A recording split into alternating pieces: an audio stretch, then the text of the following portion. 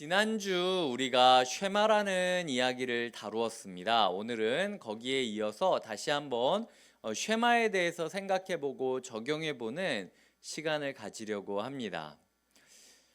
예전에 이제 제가 결혼을 처음 준비하고 있었을 때로 제가 기억을 하고 있는데, 그때 제가 한참 가로수길에 있는 그 약간 그 팔찌, 비즈, 뭐 목걸이 이런 거, 그게 외국에서 브랜드가 처음 들어왔을 때쯤이었던 걸로 제가 기억을 합니다.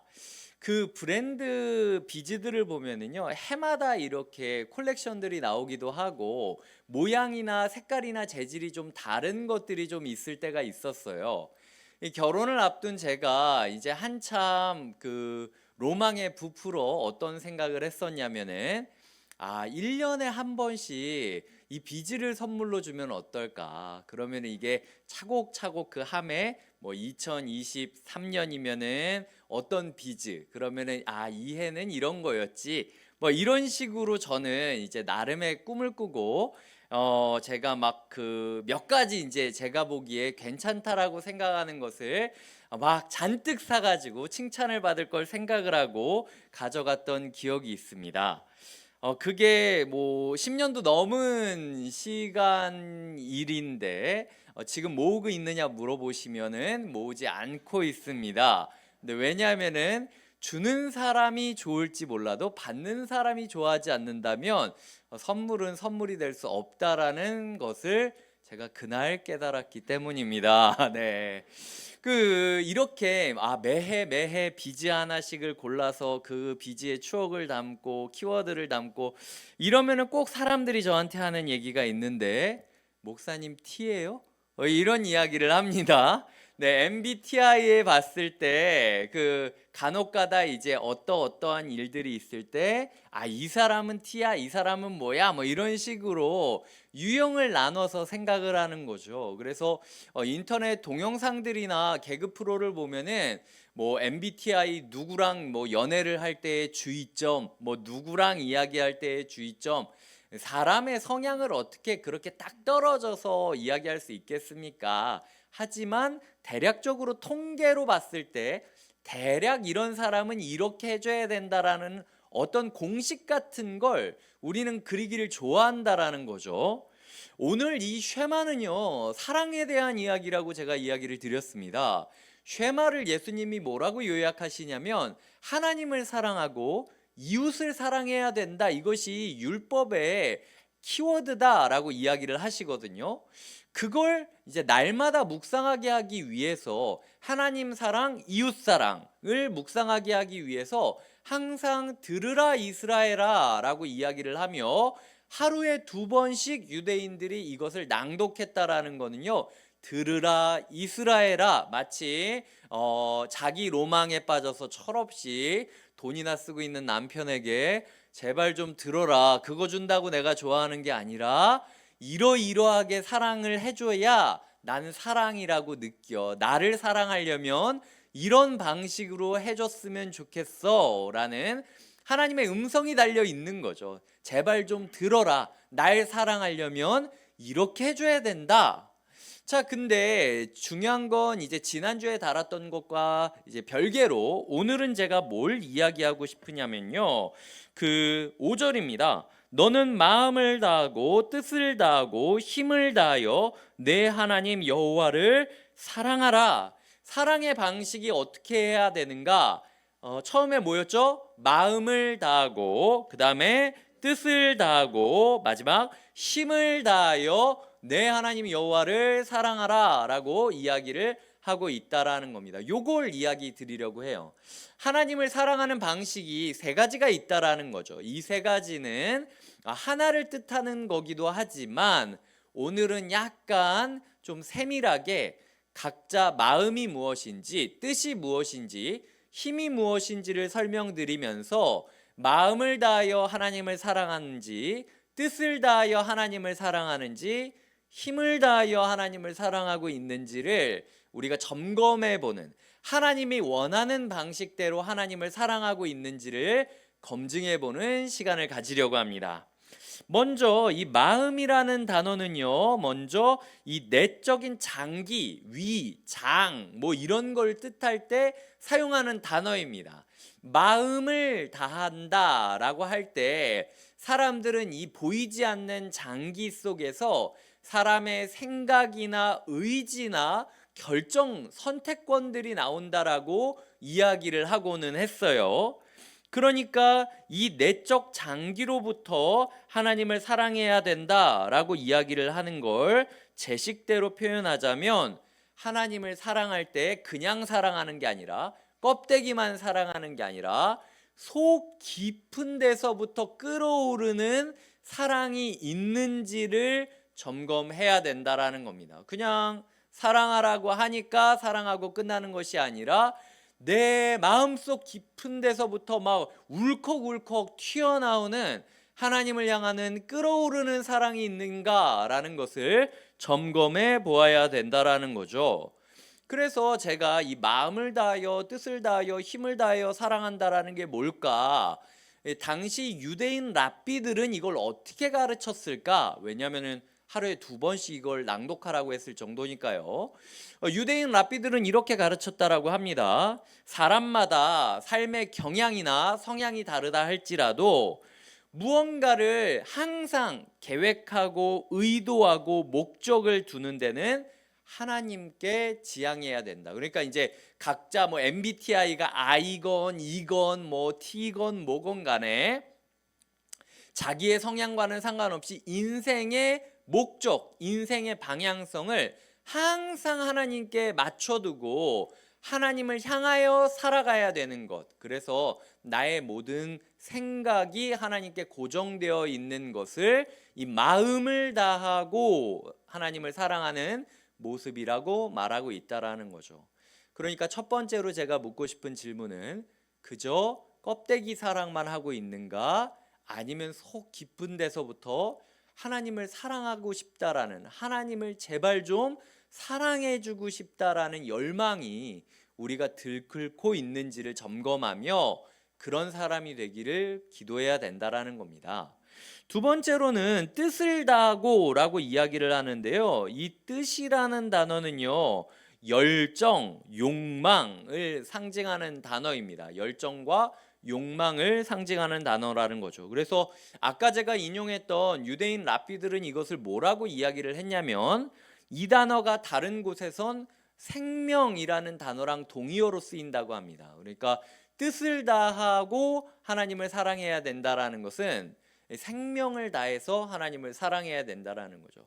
우리 인생의 목적과 의지가, 계획이 하나님께 고정되어 있는 걸로 끝나는 게 아니라 내가 소위 말해서 죽도록 사랑해야 된다는 겁니다. 미칠 정도로 하나님을 사랑해야 된다라는 거죠. 정상이 아니라고 느껴질 정도로 하나님을 사랑해야 된다라는 겁니다. 콩깍지가 확 씌어서 하나님만 보이고 하나님 생각만 나는 모습을 하나님은 원하고 있다라는 것. 이것이 뜻을 다하여 하나님을 사랑하는 삶의 모습이라는 거죠.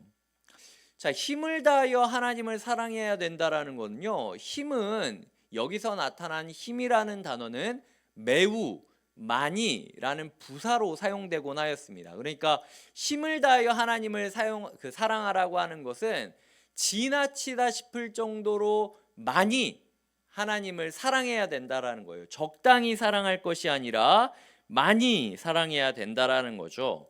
그래서 유대인 랍비들은 이 단어를 사용할 때 종종 돈이나 재산을 뜻할 때 이 힘이라는 단어를 연관지어서 사용했다고 합니다.